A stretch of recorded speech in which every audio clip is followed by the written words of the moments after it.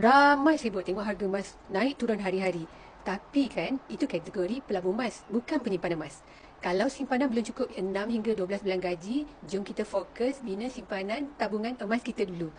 Tak payah pening fikir harga. Kalau asyik tunggu harga murah baru nak beli, sampai bila pun takkan kaya dengan emas.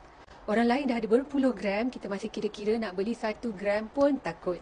Cara paling senang nak mula, kita guna akaun emas cap. Setiap kali ada RM100, kita boleh tukar jadi emas.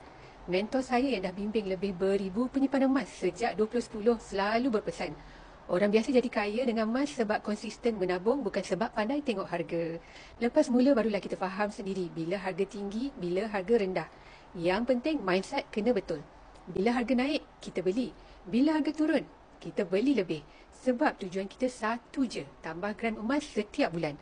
Emas bertambah, kekayaan juga bertambah.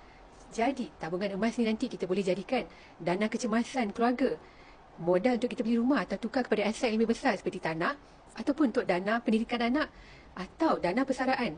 Alright, kalau nak saya bimbing mula simpanan emas dengan Public Gold, boleh terus DM saya. Saya dealer aktif Public Gold di bawah rangkaian G100. Saya bimbing sebaiknya, insyaAllah.